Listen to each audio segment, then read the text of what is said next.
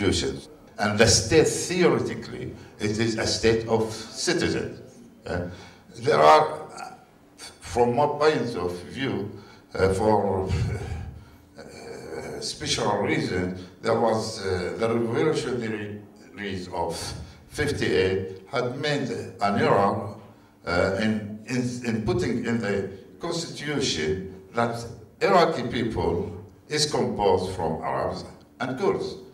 And so, where is the Turkman? Where is the Yazidis? Well, and since then, there was a problem, little by little, this question of nationalities, ethnic things.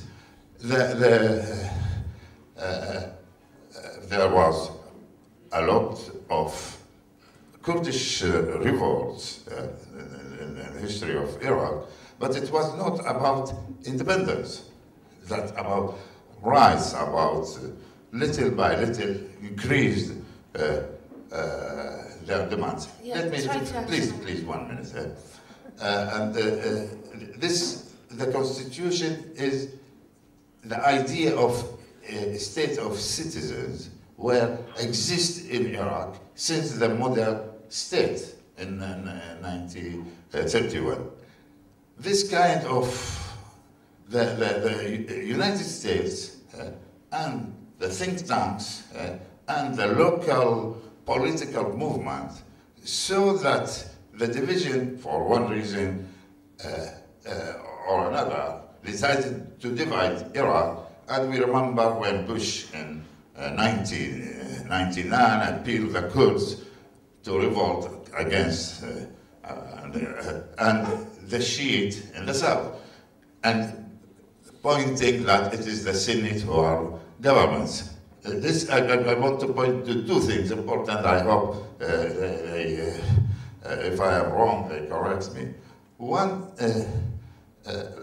there is a difference between the government and the state apparatus. In the state apparatus, there is equality between Shiites and the apparatus equal.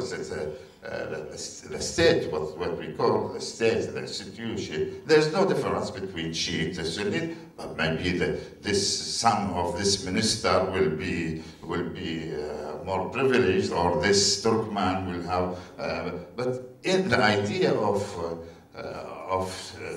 it doesn't exist. The second thing, that this idea of dividing Iraq to Shiite and Sunni Kurd, it points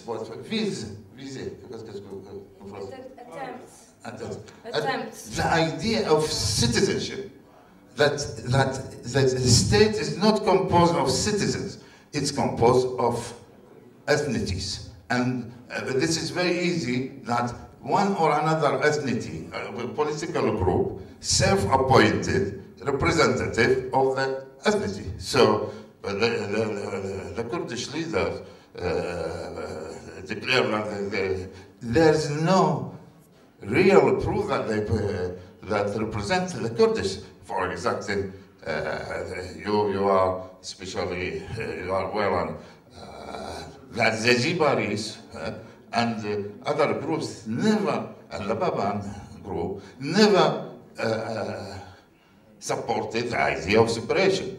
And they fought with the Iraqi government all their history.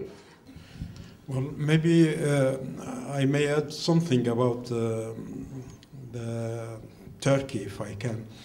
There is, everybody knows probably that there was a three-party accord in 1926, which is called Ankara Agreement between Iraq, Turkey, and UK. To finalize the status of north of Iraq, which was part of the Ottoman Empire, and it was called on those days Mosul, province of Mosul, which included Kirkuk, Suleymaniya, Erbil, and Mosul. And on that accord of 26, Turkey accepted that the north of Iraq, actual Iraq, the Mosul province, be part of Iraq to form a united Iraq. But right now, if that part, Mosul province, or a part of it, an important part of it, is going to become a separate state, that is contrary to that agreement, actually, that international agreement.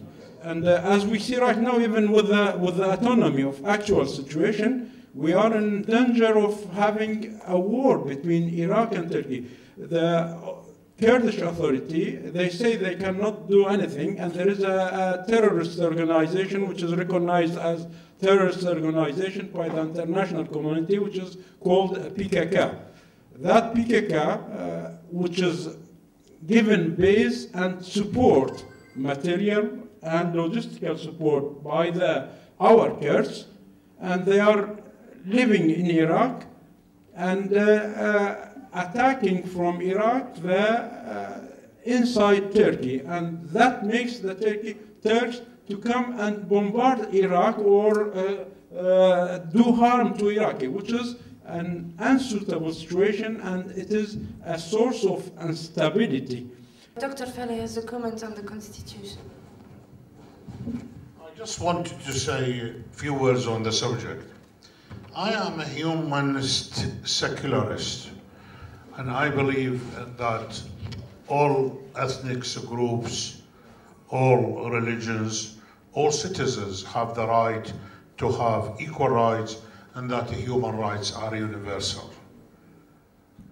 Where I blame the present Kurdish leadership, because you might get the impression that the panel are anti-Kurds. We're not. What we blame them for is that they have taken a turn in history, which is of a very short duration, and tried to make it a permanent solution. If you remember that since the occupation till now, the current Kurdish leadership have advocated, one, that the constitution should not be amended, yet all Iraqis want the constitution to be amended. Two, they embedded a veto inside the constitution so that if there is any amendment they don't agree with, they will refuse it. Three, they even invited the United States to have bases, permanent bases in Kurdistan. Can you imagine? Kurdistan is in the heart of the Eastern Middle East. If you have a protection of the Americans under the terms of offering them bases, it means what they wanted as a price is more territory, the city of Kirkuk, so that once they get that, they will be protected by the presence of America in Kurdistan. But that's temporary, that's stupid. If you make a de facto solution on Kirkuk, where the Kurds take more than their shares, where they control and manipulate the lives of other ethnic minorities in the city of Kirkuk and in surrounding areas, one day the protection will be removed and they will find themselves into trouble where very horrendous things happen in this situation. Ethnic cleansing, sectarian fightings, ethnic fightings, we saw that in Yugoslavia. Do we want that for the future of Iraq? Therefore, what is the future for Iraq in terms of that is that the Kurdish leadership should wisen up and know that history is not written in 3-4 years of occupation. It's written in historical terms. It's written over centuries. You cannot change that and get away with it. Therefore, what they are doing, why we are against it, is very dangerous indeed. It means if the Americans, even with the presence of Americans, if they impose a solution on Kirkuk where it favors them unfavorably, eventually they have to deal with insurgency from the Turkmens, insurgency from the Arabs. They will react in terms of ethnic cleansing, and there will be massacres in Kirkuk.